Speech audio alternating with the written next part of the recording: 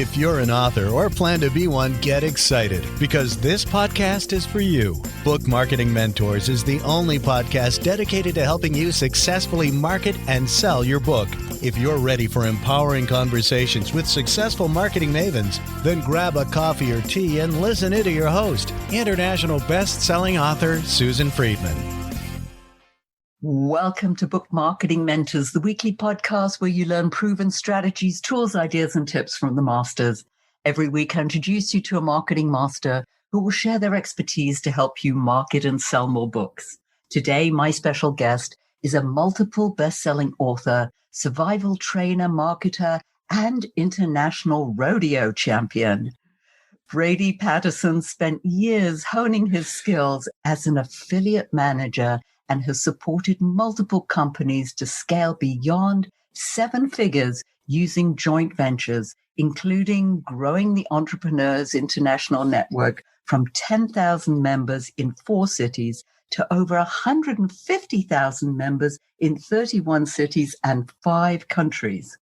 Currently, he's the Director of Strategic Partnerships of the #1 joint venture network for coaches and consultants, where he teaches entrepreneurs how to build a solid referral network for their business, where to find those partners, and how to generate 6 and even 7 figures through cultivating authentic relationships. Brady, what an absolute pleasure it is to welcome you to the show, and thank you for being this week's guest expert and mentor. I'm super excited because my bio obviously needs a slight update in that a big part of our audience also includes authors. To me, this was such a perfect natural progression, and having had the wonderful opportunity to speak with you on the phone recently, I'm super happy to be here. Authentic relationships and cultivating those, that sounds really exciting. And JVs, joint ventures, collaborations, affiliates, these are sort of words that get bandied around a lot. And I think people assume that they know what they mean, but they don't. Give us the 101 version of what these different words actually mean and how they can be meaningful to us as authors, consultants, coaches, etc. If you've ever looked at the marketing space or heard the term JV or joint venture or affiliates, most people probably don't know that those are used interchangeably in the internet marketing space. But when it comes to affiliates, for example, an affiliate deal or an affiliate is someone that gets paid to promote another product, essentially. Promotion can look like a number of different things. It can be they run paid ads to somebody else's product. It could be they promote somebody else's webinar. It could be a number of different platforms, even going as far as like putting ads and things like that in flyers and such. So that would be an affiliate deal. And it's typically a very one-way thing where it's like, I pay you to promote my product.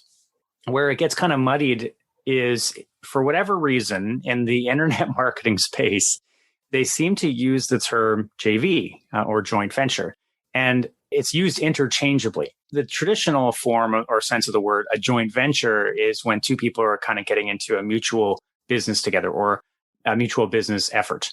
You know, it's traditionally from real estate or a company merger, things like that. But in the internet marketing space, it's usually just denotes when 2 people are agreeing to do some form of promotions together. So I promote you, you promote me, or some concoction or recipe of different types of things that they put together. That's how it's traditionally used, and how it's used in the modern sense is JV, affiliate, joint venture. They're all kind of used interchangeably when it comes to coaches, consultants, authors. That's just the terminology we use. I'm starting to get involved in this space now, as you rightly know, and that's how we met. I think before, it used to be sort of like an elite group who used to be able to do these joint ventures with each other and nobody else was allowed in. But now that space is different. Talk to us a little more about that. That's a good question. So in the past, I think when people started marketing online, the early adopters very quickly learned that they could support each other and make a lot more revenue when you're plugging holes in your marketing calendar. For example, they might promote themselves once a month or twice a month, but then the other parts of the month still had space. And so those early adopters quickly learned that, well, I can find other people who are good at marketing and they can fill that platform or that spot, so that I can continue to earn revenue even when I'm not promoting something. And one of the benefits of that, for those of you that aren't familiar and those of your audience that aren't familiar with this particular type of product, is when you market somebody else's product as an affiliate, you don't have to do the delivery. Basically, you're sending out a promotion, you're putting it in front of somebody else, and they handle the payments, they handle the delivery, they handle all the refunds. If there is that, all of those things are hands off. So it simplifies that part of the process. When we come back to what happened in the past decade or so, is people started looking at joint ventures are working really well for these bigger players. But at the end of the day, there's a limited pool of folks that are at that level. And they started kind of trickling down and teaching these strategies and telling their students, their friends about these different pieces and encouraging them to play at the same time. And so what's happened is there's popped up all these different groups that can collaborate and look for ways by which they can support each other. And it's allowed us to reach a lot more people than ever before. This year in particular has seen an explosion with everything that's going on in the world. Being online right now more than any other time when you're marketing a service-based product or information-based product like a book, now is more critical than ever. All these different strategies have come out where now everybody can participate. So in the past, it was, the first big one was telesummits, for example, or one of the bigger ones. And for some people will know what I'm talking about. Other people are like, what's a telesummit? I know what Zoom is, or I know what a virtual summit is, but what's this telesummit? Well, years ago, they used to get on the phone and we would call into these big conference lines and people would do essentially what is a webinar now on a phone call. This whole world has evolved to where now the marketing channels and the different marketing strategies have expanded, and we've learned more about what people are actually looking for, how they want to consume our information, whether it's in a book format, whether it's in a virtual format, or whether it's a podcast. And this has allowed us to be able to share each other more than in any other time in history. And that's so exciting. And the fact that authors have got, as you know, many of my listeners are nonfiction authors, and they have a message. And they need to spread that message to, I call them niche markets, and penetrate those niche markets. Using collaboration, using JV, joint venture partners is a way for them to do that. But the question is, how do they even get started in this? The biggest thing, I think, to get started is to start having conversations with people that you want to work with or have the particular audience that you're looking for. One of the big examples I would say is, like for us, our big audiences, coaches, consultants, authors, and speakers. I like to look for people that have a similar audience, right? So Susan, you're one of those people. You have your audience. You have a group of authors, right? They're knowledge-based, they're wisdom-based, they have their expertise. I will look for people like that because that's where I can help the most. If somebody's just starting, they want to start looking for people that share a similar audience. And a lot of times, folks will drop into this idea of competition. I believe that competition is dead. And if you build a business strictly to compete, that you're designing it to just basically fail. When you have an information product or you're selling knowledge, wisdom, when you have a product like that, competition is dead. It doesn't matter because no matter what you do, there's always a group of people that won't want to buy from you, but that still need that particular product. When you find somebody with a similar market, a similar audience, you can say, hey, look, these people aren't buying from me, but they have wisdom and knowledge to get into the world. Will you help them? And then you can promote them to another group that's doing the same thing. And it can be the exact same product. One of the companies I represented for many years was a course creation company. And during that time, I think we promoted something like 7 or 8 other course creation companies, and most of them multiple times a year.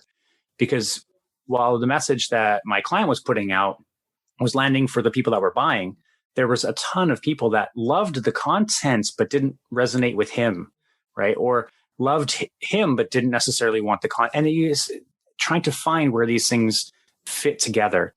That's probably the number one thing, is start to find people with your most similar audience and start to have conversations about how you can support each other. And I think that's a very important message, is the fact that don't worry about the competition. I know that authors get very upset and it's like, oh, I don't want to give stuff away for free because, then people have it. And if then they're not going to buy. I'm like, no, just give the information away because it's not about that. You can get oodles of information, more that you can drown in information on the internet, but it's more the relationship that you build with someone and that is going to make that special. And we talked about, yes, cultivating authentic relationships. I love that phrase. Yeah. Mm-hmm. Mistakes. I mean, this is just wide open, this arena for mistakes. Let's talk about some of the common ones that we could easily fall into. You said that, and it's funny. It is wide open because this area of joint ventures is basically the last frontier of internet marketing. So it's like the Wild West of internet marketing. And so people kind of often run fast and loose. Some of them, probably the biggest mistakes people get are overcommitting to things. They get excited. They learn about what joint ventures are and then they can collaborate. They basically start taking on everything they can and they way overcommit what they can do. It's like any other thing. Like as a business owner, an author is no different. It's just a different representation, right?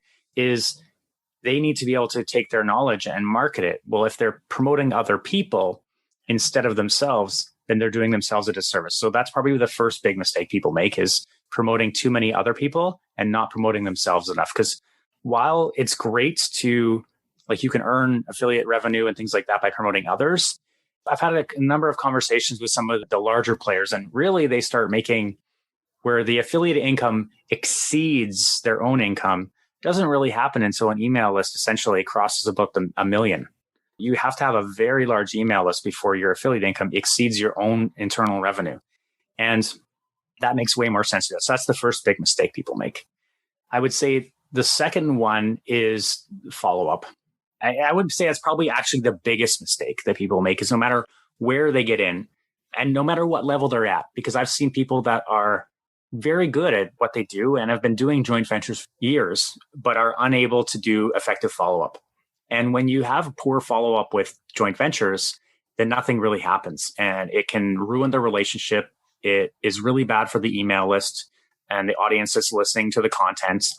It can be quite damaging. And the biggest thing to look for in that particular space, and when you're looking at structuring and following through on a joint venture deal, is just you really have to pay attention to the details. And you have to record everything, put it all in writing so it's very clear. And you have to follow up on every little detail. If they said, when you're booking it, you book the email and say, I'm going to do the email. Email 1 goes out Monday at 6 a.m. And then email 2 goes out on Tuesday at 6 a.m. And maybe it's a 5 email sequence or something, right? Whenever the emails go out, let's say they go out Monday morning at 6 a.m., that should be in your marketing calendar. You should have a calendar tracking when people are supposed to be emailing for you. And then that way at 9 a.m., when you start your day, if you start your day at 9 a.m., some people do, some people don't. If you start your day at 9 a.m., the first thing you do is check the registrations. Or check the link traffic. How many people went to that link? What's happening there? Is there any traffic at all? And if there's not, you write an email immediately and say, hey, I just noticed that we were planning on scheduling this promotion and the email was supposed to go out at 6 a.m. this morning and I haven't seen any traffic yet. Is everything all right? Just checking in. You're not picking on people because they do something or they miss something, because at the end of the day, as a JV partner, we're not everybody's biggest priority in the world. There's, people getting sick, there's kids, there's dogs, there's so many reasons for people not to follow through. If you can help people follow up and you follow up, that will make you one of the most effective joint venture partners and people will be hunting you down. You said one of the biggest mistakes was overcommitting. And I can see that because I feel that I've gotten myself occasionally into that situation where I say, yes, I'll do it. Yes, I'll do it. And then I don't. And I'm like, oh my goodness, that was too much. Why did I commit to that? I feel bad that I offered to do this just being nice and not really thinking this through enough. Is there a level of how many of these you should be doing, especially in the beginning, so that you don't get into that situation where you overcommit? Well, I think the first thing you need to do is decide on your own personal promotional schedule. So if you want to be promoting once a month or twice a month, whatever it ends up being, within the time frame that you do, right? So we all need to choose the particular promotional schedule we need, and then also make sure we have break time, because as creatives, as entrepreneurs, we also need our downtime. And I think that's neglected a lot. And the more downtime where we can recharge, the more effective we can be when we do those webinars. So for example, we tend to run on a 17-week calendar where we promote really hard for 5 weeks. Then we do some training, teaching, delivery, and then we do an event. And then we have the following up of the event and the cleanup. And then we take some vacation and we start again. We promote really heavily during those 5 weeks where we don't promote anybody else because all we're doing is webinars, promoting an event, training, something. We're doing something, podcasts, where we're doing a lot of outreach to different audiences. But then for the rest of the time, I'm happy to promote people. And some people's schedule might be they just want to do it once like they want to promote themselves the first week of the month or the last week of the month. And then for 3 weeks, they can promote and do whatever they want. And I would say that most likely, and everybody's audience is going to be slightly different because some people will get known for, well, they promote summits. And so their audience will tend to respond to summits to a certain extent. And you can actually start to see it as you add too many things, people start to unsubscribe or they stop just opening your emails at all. And so it becomes important to watch how your audience responds when you send emails. I would say it's a spectrum. I mean, I like doing no more than about 3 summits a year. I like doing maybe no more than 2 or 3 gift giveaways if we're participating in a giveaway or a bundle package, something like that. And then I, of course, like to promote us quite a lot. That leaves me room for about 16 to 20 weeks a year to promote other people's products, not counting the giveaways and summits and things like that. And that's the particular format that I like. But I know plenty of people starting out where they get into a little group of 4 and first week of the month, everybody promotes the one person. And the second week of the month, the people that everybody promotes the second person. And the third week, everybody promotes the third person. And so, and they rotate every month. Now, I don't recommend that. Very quickly, you'll burn through everybody's audience.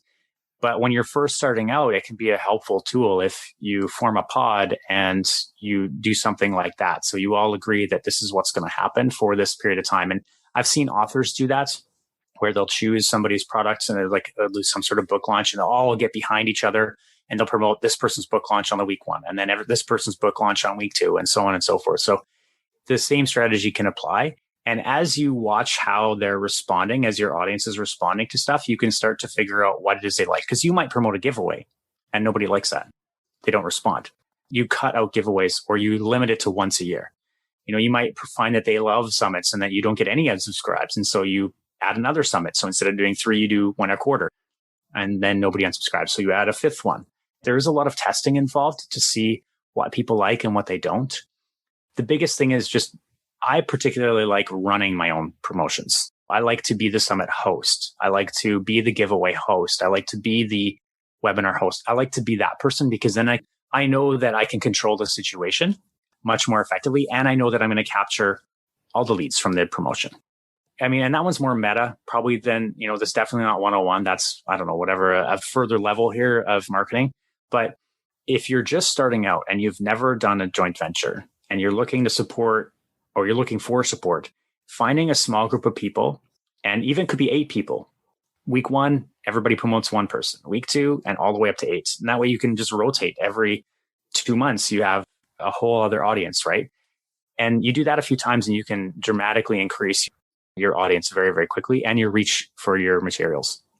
I like that. I like it. Sounds so simple. And everybody knows other people. And if you can work together, that's great. What about a specific strategy that you might use for a book? Because authors are always looking for different ways in which they can promote their book. How would this whole strategy fit in with that? I like doing bonuses. For me, I would want to do something where I include, they have to buy the book, for example, to get a bonus. So let's say, for example, we have an event called Collaborate. And normally Collaborate runs for, I'm going to give an example. This is a made up example. We haven't done this, but this is an example I would consider doing. Collaborate has a $47 ticket price. Well, if I wanted to gather a group and get them a bonus, I might gather them up and say, look, if you buy the book and send in the receipt, we'll give you the event for $1. Something to that effect where they can attend the events and get some information. but they also get the benefit of gathering the book. Now, from a partnership side, at first glance, for those of you that are like catching the numbers or some of the data from before, that might not look like a super compelling promotion.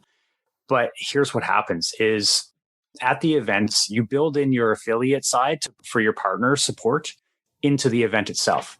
For example, Collaborate has a $47 ticket. Normally, we give 100% of that away to the person who refers other people to the events.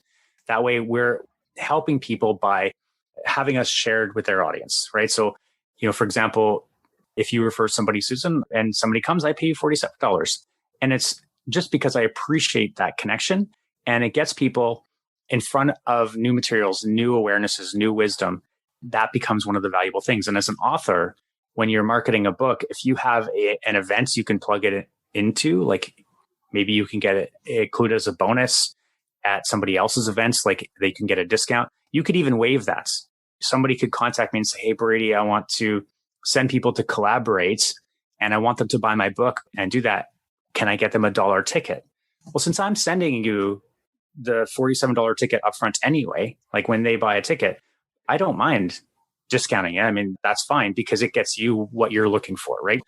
If I break that down again, just to outline it, if I need a book promoted, I can include a $1 ticket to Collaborate, for example, as part of the bonus. They have to buy my book and then they get a $1 ticket. Otherwise, it's $47. And then they have to still buy the book, right? I can do that. And then when they come to the events, that's how they get rewarded for coming to the event. It becomes like a really easy one-shot promo where you can leverage other people's events as long as you have the connection and the conversation with someone beforehand that happens to be running an event. So this happens to be one strategy. Oh my gosh, there's so many different ways that you could promote books, as you're well aware. Absolutely. But this is a different way, and something that hopefully listeners, your ears are poking up here, and you may need to listen to this episode a few times to just really get your head around everything that Brady is sharing here, because it's incredible information. And I'm just getting involved right at the beginning level of understanding all this. Brady's being very helpful.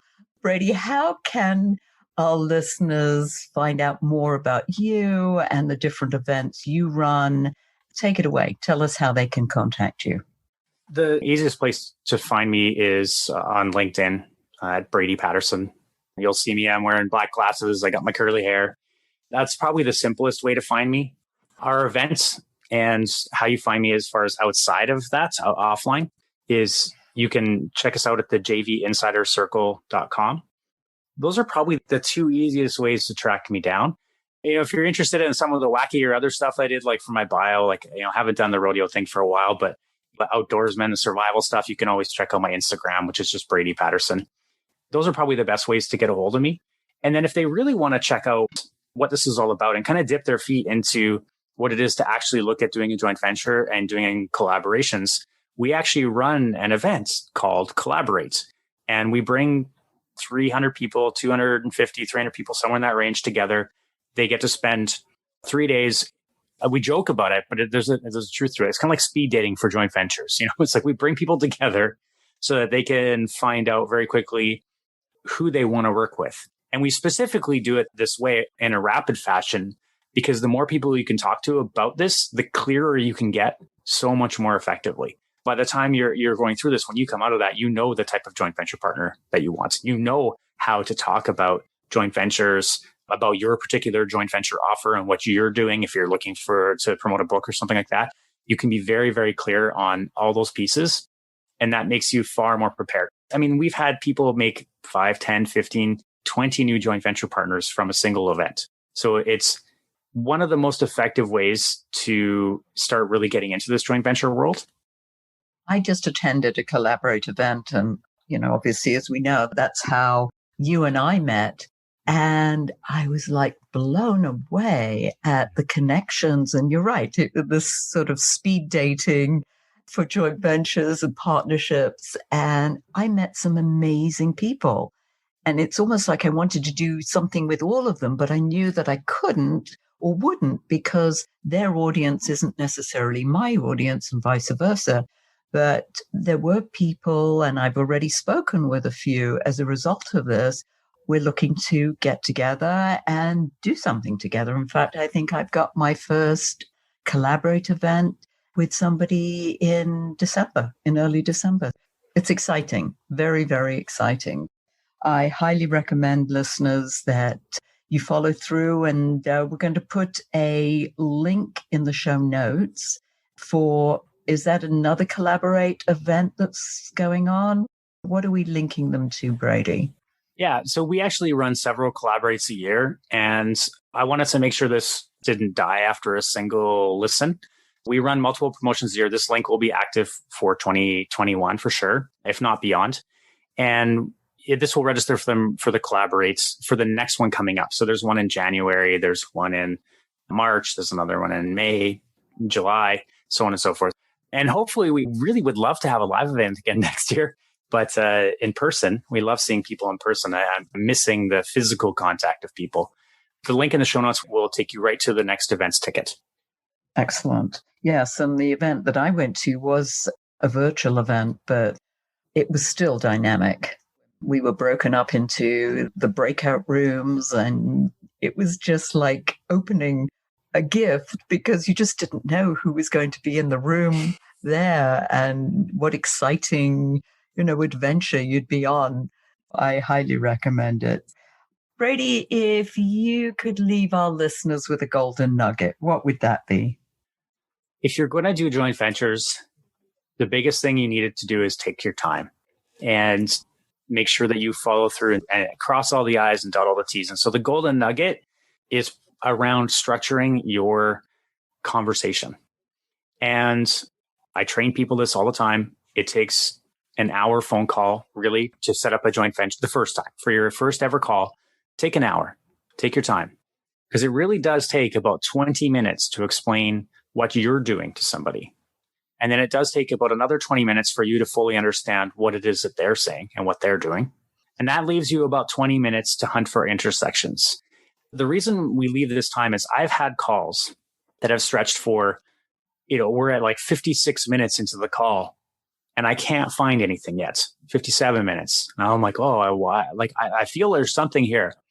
And the person mentions something offhand that doesn't even have anything to do with the particular thing that we're looking for. And it triggers something, and all of a sudden, the door opens. And we may have to have a second call to hash out the details, but we're able to, in that first call, find the connection between us and be able to deepen and build a real relationship, an authentic relationship.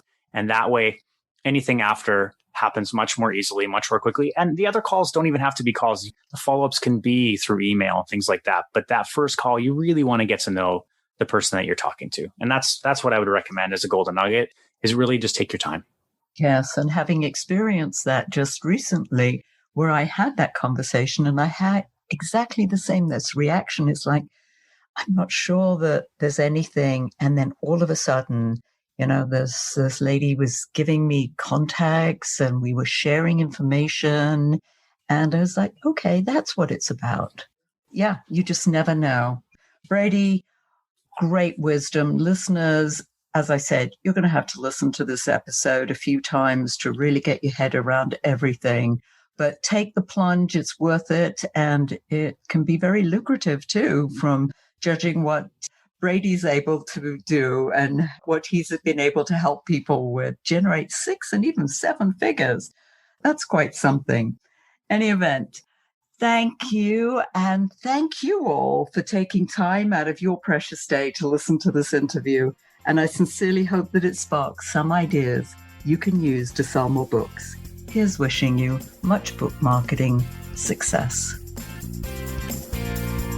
The time is now to take action and finally build your book-selling empire. And the great news is that Susan is here to help you. Visit bookmarketingmentors.com and sign up for a free 15-minute book marketing strategy session with Susan. She'll help you discover your first steps to marketing and selling your book. Only those who take action are rewarded, so visit bookmarketingmentors.com, and we'll see you again next week.